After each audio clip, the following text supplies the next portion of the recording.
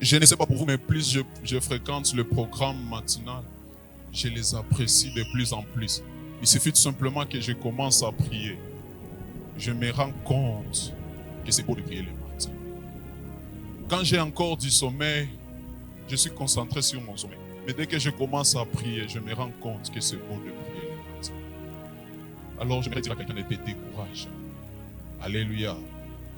Alors, pour ceux qui ont été là depuis déjà des jours, nous avons continué sur les bontés de l'Éternel.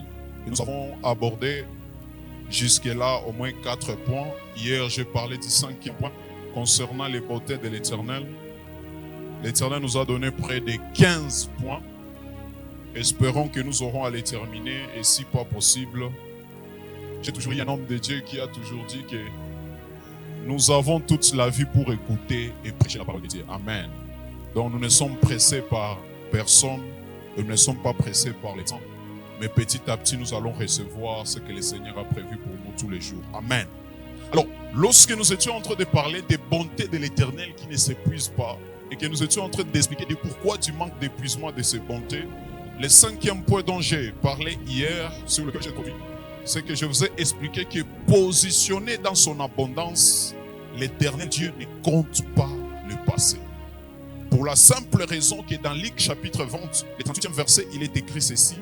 Dieu n'est pas un Dieu de mort, mais c'est un Dieu de vivant. Ça veut dire que la vie dans laquelle l'Éternel veut régner, ce n'est pas la vie de mort, mais c'est la vie de vivant. La vie dans laquelle l'Éternel veut agir, ce n'est pas la vie de mort, mais c'est la vie de vivant. La vie dans laquelle le Seigneur veut recevoir des actions de grâce, ce n'est pas la vie de mort, mais c'est la vie de vivant. Maintenant, comment recevra-t-il des actions de grâce s'il ne renouvelle pas ses bontés? Comment sera-t-il glorifié s'il n'a pas agi? Voilà pourquoi Dieu est toujours motivé à renouveler ses grâces et à ne pas s'accrocher au passé. C'est sûr qu'il a fait pour Abraham, c'est sûr qu'il a fait pour Jacob, c'est sûr qu'il a fait pour Isaac. Mais il n'est pas scotché et il n'est pas resté figé dans les temps. Il est là présent pour agir pour tout un chacun d'entre nous.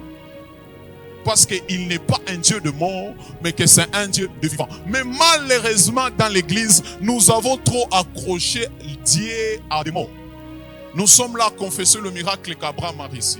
Nous sommes là à confesser les histoires que Sarah a réussi. Nous sommes là tout simplement à confesser, à les contempler comme si c'était des personnes majestueuses, comme si ces personnes avaient fait des grandes choses spéciales qui leur ont valu les bontés de l'Éternel.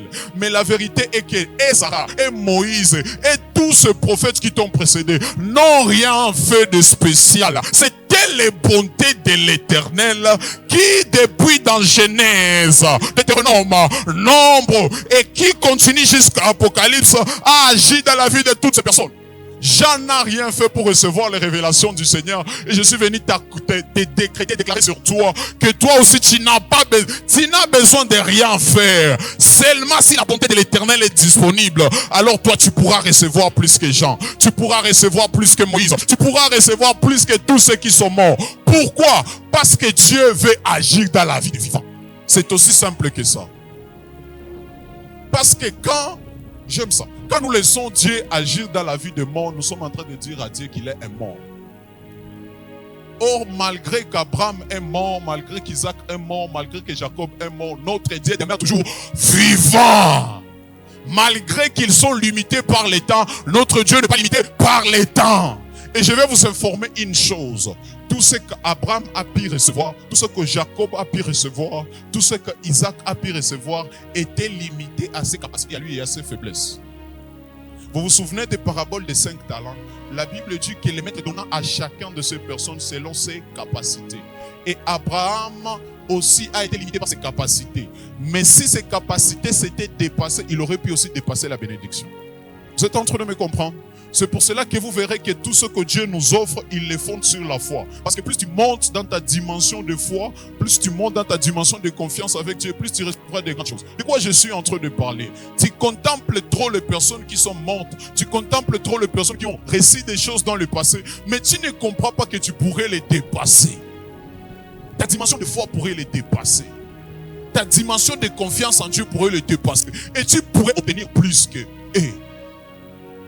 Dieu n'est pas un Dieu de mort. Dis-le à ton voisin. Dieu n'est pas un Dieu de mort.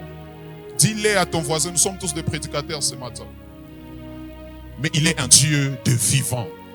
Il veut agir dans la vie de vivant. Il veut se glorifier dans la vie de vivant.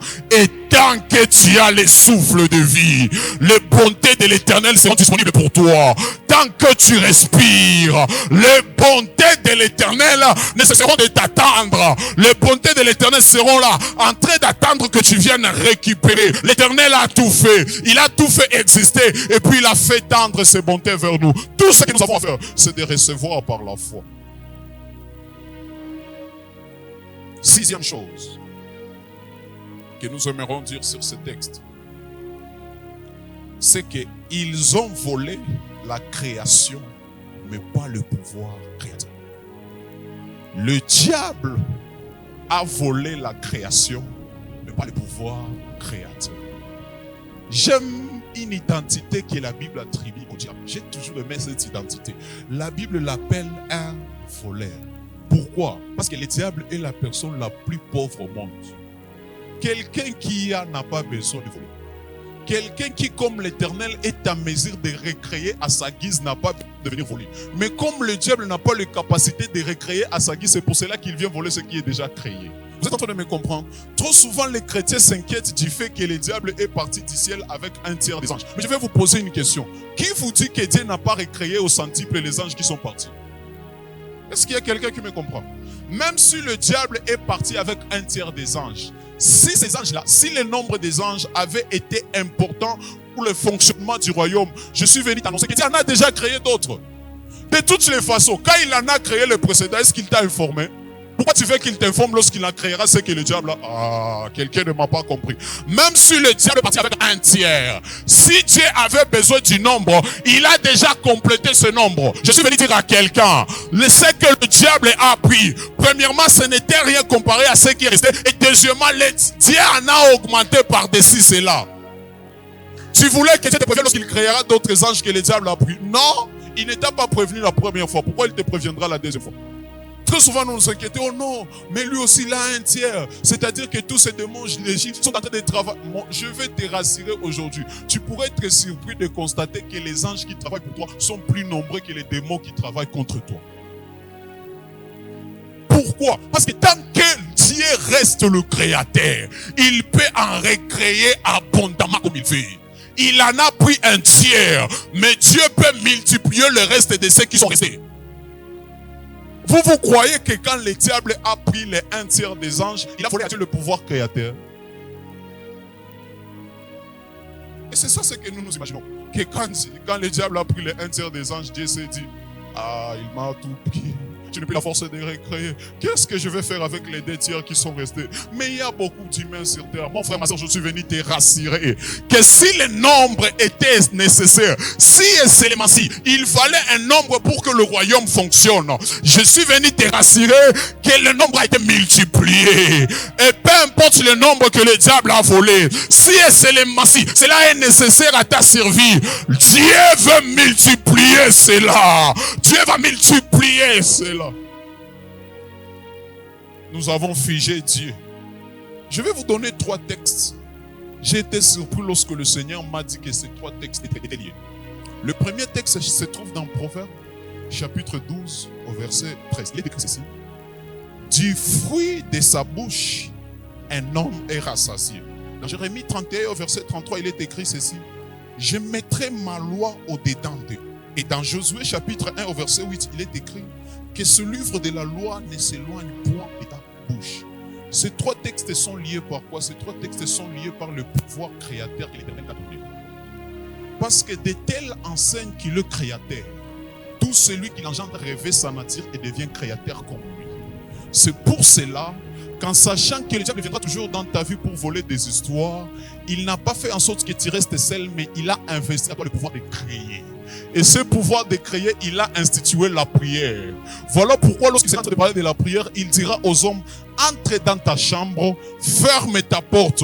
Ne permets à ce que personne entre là-bas. Pourquoi? Parce que c'est une chambre de création. Et quand on crée les choses, on n'accorde pas aux étrangers la grâce et la faveur de le voir. Lorsque le Père était en train de créer avec Jésus-Christ, ils étaient seuls dans la chambre. Et de cette même façon, il t'a investi du même pouvoir pour que lorsque toi aussi, quand tu seras en train de créer, que tu sois avec lui dans la chambre. Dans Proverbe, il est écrit que rien de ce qui a été fait n'a été fait sans Christ. Que Christ était aussi en train de contempler avec le Père la création de Dieu. C'est de cette même façon que toi aussi dans la prière, le Seigneur te veut voir contempler ce qu'il sera en train de créer dans ta vie. Parce que peu importe ce qu'ils ont volé, tant que tu as le pouvoir créateur de ton Père, tant que tu as ce pouvoir créateur, tu pourras toujours recréer. Et ce pouvoir créateur, c'est dit que je mettrai mes paroles dans leur bouche. Pourquoi tes paroles? Parce que ce sont ces mêmes paroles qui ont créé le commencement. Ce qui a créé tout ce qui existe, c'est la parole. Il ne dit pas je mettrai autre chose, mais je mettrai les mêmes souffles qui a créé au commencement. C'est ce même souffle-là que si tu l'investis en prière, tu es en mesure de recréer tout ce qu'il a pris. Tu es en mesure de reproduire. Je vais reproduire mon emploi. Je vais reproduire mon travail. Je recrée comme le Père. Parce que je t'ai investi de l'autorité de le faire.